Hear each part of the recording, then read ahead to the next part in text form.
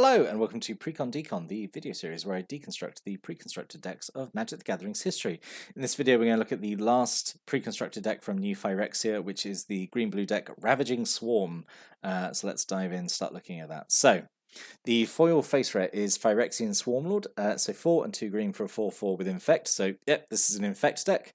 At the beginning of your upkeep, you create a 1/1 green insect creature token that has Infect for each poison counter your opponents have. So this gives you crazy amounts of value, right? Like, I feel like just being a 4/4 Infect is enough.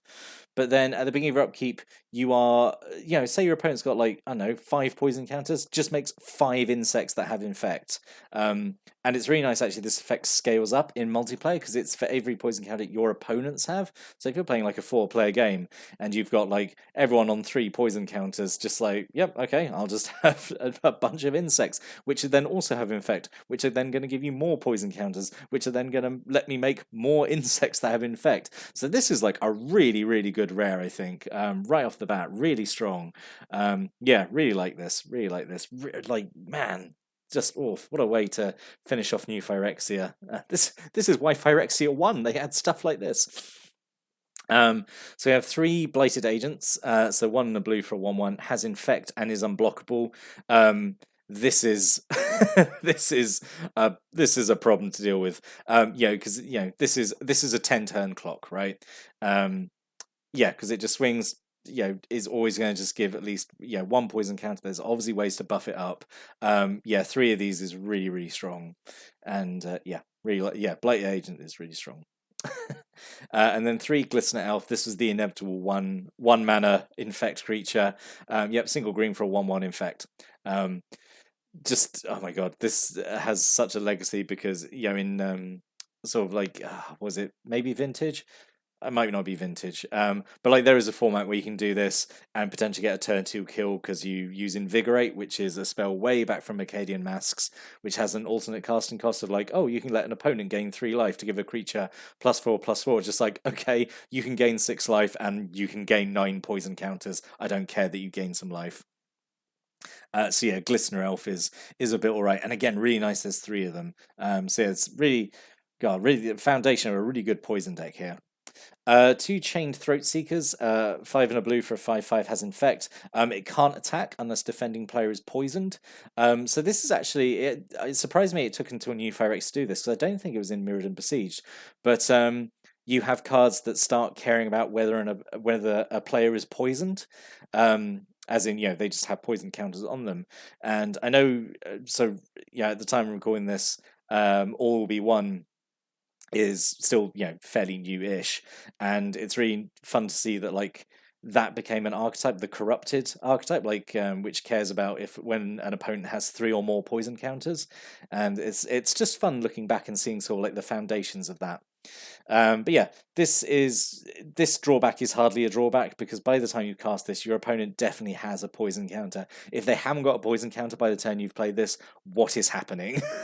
Like, how have you managed to get to 6 mana to cast this and you haven't got a poison counter on your opponent? And then when it attacks, it's a big 5/5 Infect, which it's so hard to deal with. So hard to deal with. I've gushed enough about big creatures and Infect enough, but yeah. And a common as well, so good. Single Black Mamba, 1 and a green for a 1/1 has Infect and Regenerate, so yep, pretty good. 2 Cyst Bearers, 2 and a green for a 2/3 with Infect, yep, pretty good. Yeah, basically, has it got Infect? Yes, then it's pretty good. Single Rotwolf. This Rotwolf is really, really good. 2 and a green for a 2/2 with Infect. Whenever a creature dealt damage by Rotwolf this turn dies, you draw a card. Yes, that's obviously excellent. And again, at common, that feels really strong. I really feel like Rotwolf should be uncommon, but yeah, it's fine. I'm not going to complain too much. A single Spine Biter, so 4 and 2 green for 3/4 with Infect. You can have it assign its combat damage as though it wasn't blocked. So yep, it's got super trample. If this attacks, your opponent's getting at least 3 poison counters. It's just happening. It's just happening. And at 6 mana, this is one of the more expensive creatures going to drop. Like this, if this attacks, this is usually, I would say, going to be game to get the last sort of few counters on them that they need. Two Viridian Betrayers, 1 and 2 green. It's a 3/1. It has Infect as long as an opponent is poisoned. Again, this is barely a drawback. I think when you cast this, this is always going to have Infect. Because again, like, what are you doing getting to 3 mana and casting this, and like your opponent doesn't have a poison counter on them yet, and like it's not hard to get a poison counter on it, so this is such a minimal drawback. It's basically a 3/1 with Infect. Two Viral Drakes. This is I really like Viral Drakes. So 3 in a blue for a 1/4 with flying and infect. So invasive infect creature, always good. And you can pay 3 in blue to proliferate. So it's low power. So it only does it only gives you 1 poison counter. Oh, but it has built-in proliferate. So which is just perfect, because as long as you get 1 on it, then on your opponent, then you can just sit back and just keep spending 4 to just keep proliferating, and just sort of kill them. You don't need to swing; you can just kill them by proliferating. So yeah, really like Viral Drake. Really, really good combination of the abilities there. Same with Core Prowler. 4 mana for a 2/2, has Infect, and when it dies, you proliferate. Yep, really, really good. A single Plague Maw Beast, so 3 and 2 green for a 4/3. Doesn't have Infect, one of the few creatures in the deck that doesn't, but you can tap, sacrifice creature, and proliferate. So, you've got a creature that's going to die anyway, just sacrifice it, and you get to, get another poison counter on your opponent, or, -1/-1 counters. Yeah, this has got some really nice utility to it. Mica Synth Fiend. Now, I don't get this card. This feels like not a great design in my opinion. So 2 and a green for a 2/2. Gets +1/+1 for each poison counter your opponents have. Now, actually, no, I've just worked it out. So this is not for attacking, I suppose. Because like it doesn't matter if this thing's power and toughness go up, because you're trying to kill your opponents with poison. So you don't really care about reducing their life total with traditional attackers. I think this is more here just to be like a really big, intimidating blocker. Honestly, like I don't think you should actually swing with this. Like this just gets bigger and bigger to block enemy creatures with. I think that's really what it should be used for. Because I don't see much point on saying like, oh, I've got 8 poison counters on my opponent, I just need to get 2 poison counters, and like this thing's, I mean, admittedly, this thing would then be what, like a 10/10, which is obviously really good. I mean, I suppose it's like a backup, just in case you can't get the poison counters on it, and you just need to just maybe swing normally, I guess. Maybe I'm trying to find like an excuse or a reason why this card would be useful. I think it would just to be a big blocker. But I don't know. On the subject of big blockers, Wall of Tanglecord, just 2 colors for a 0/6 defender, and you can pay 1 green to give it reach and 10/10. This is like a really, obviously solid defensive creature. Yep, not much to say about it. So the other rare is Inexorable Tide from Scars. So 3 and 2 blue. Whenever you cast a spell, proliferate, which is amazing. This sort of goes back to what I said in the Artful Destruction deck. Really, I think ultimately it benefits that these new Phyrexia decks had rares from outside the set. Just because like this is a card that really, really benefits the deck strategy, and it just makes a better play experience, rather than I say, like, rather than them having to find like just a random blue rare from new Phyrexia to kind of put in here and just be like, oh, okay, well, Inexorable Tide will work really well.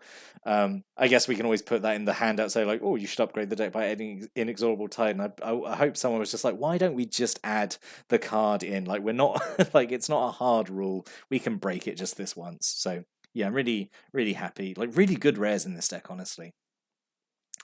A single Corrupted Conscience. This is also really good. So 3 and 2 blue. You control enchanted creature. So this is mind control. It's exactly the same cost, but also gives the enchanted creature infect. So I would say this is better than mind control, because you're getting control of them and you're giving them infect, which is, I would say, and one of the better keywords to give something. Yeah, I think this is an excellent card. I can't think of how this would be worse than Mind Control. Single Corrupted Resolve, 1 and a blue.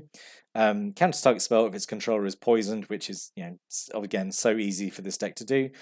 This I actually kind of wish there'd been more than 1 in here, because I think this is like a really nice design. I say it's one of these few cards that care about if an opponent is poisoned. A single Fuel for the Cause, 2 and 2 blue, counter target spell, then proliferate. Yep, we love having proliferate effects on top of something already that is quite useful, which is countering a spell. Yep. Oh, Steady Progress. It's a proliferate deck, so we've got to have Steady Progress in here. 2 and a blue, draw a card, proliferate. Yep, perfectly fine. Two Trigon of Infestation. So 4 colourless comes in with 3 charge counters on it. You can spend 2 green and tap to put a charge counter on it, or you can spend 2 and tap, remove a charge counter to make a 1/1 Infecty Insecty.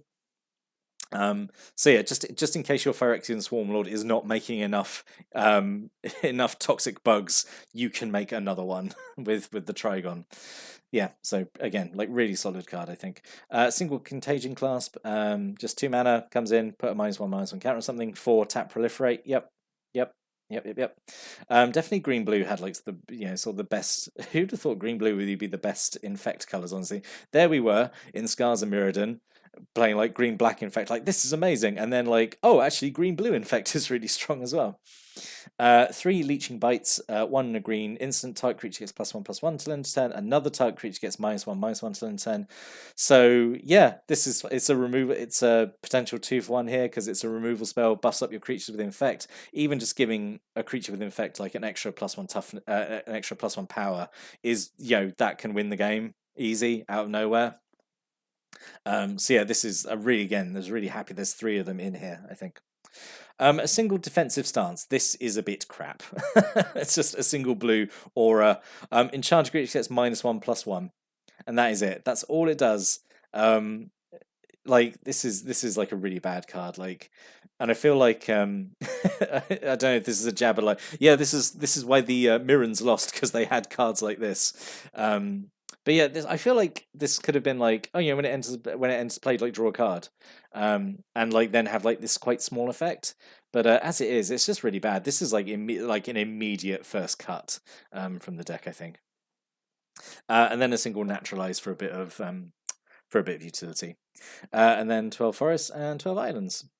So let's see what could have been. So overall, I think the deck is obviously very well put together. It's got a bunch of infect and proliferate effects, which obviously play so nicely with one another. What I think could have been, I mean, obviously, like defensive stance is like a really bad card. I really have no idea why that's in here. But what I would have done, probably Shrine of Piercing Vision. This would have been interesting. So 2 mana at the beginning of your upkeep, or whenever you cast a blue spell, put a charge counter on it, which obviously combos well with your proliferate effects.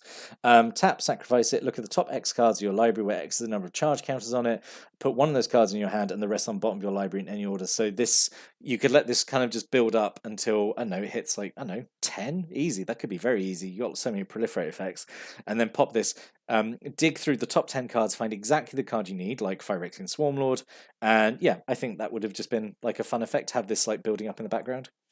Mutagenic Growth, I thought this would have been pretty good as well. I mean, it's just a buff spell that uses Phyrexian mana. I think it would have been perfect for this deck, because infect creatures really appreciate buff spells. So yeah, this would have been great, I think, to have in here. And Tezzeret's Gambit as well would have been super good, I think. So 3 and a blue Phyrexian mana to draw 2 cards and then proliferate. So it's, again, those are effects that this deck desperately wants, because it wants to draw cards into more infect creatures and also then proliferate the counters that it's got out. So yeah, really wish there'd been a Tezzeret's Gambit in here. So in summary, yeah, I think this one is really strong. I would I say it's the strongest out of the new Phyrexia decks. It feels very well put together. Yeah, I think this might be my favorite. Honestly, I was expecting it to be like the golems. I do, because I really like those golems, but I don't know if it's favorite. It definitely feels the strongest. Maybe not favorite, because it is still infect at the end of the day, and infect is like so miserable to play against and with, I think. But I think this is definitely the strongest, just because it is really well put together with the infect cards and proliferate cards. Very few bad card choices in here. So yeah, this one is really good. I think this would have, I think, been the strongest out of the 5 if you sat down and played them all against each other. But that's just my thoughts on this deck. What are your thoughts? If you've got any thoughts, comments, stories, opinions about this deck or any of the cards in it, stick a comment below. We'd love to read people's comments and thoughts on this deck. But that is now it for New Phyrexia, and that is now it for season 3. We are now done. It's really funny that we're ending on another green blue deck, whereas in season 2 we ended on Super Abundance from Eventide, which was also green blue. So yeah, that's just weird how that works out. So yeah, that's the whole of season 3. So we're gonna have one more video, I think, where I do my like sort of top and bottom decks from this season.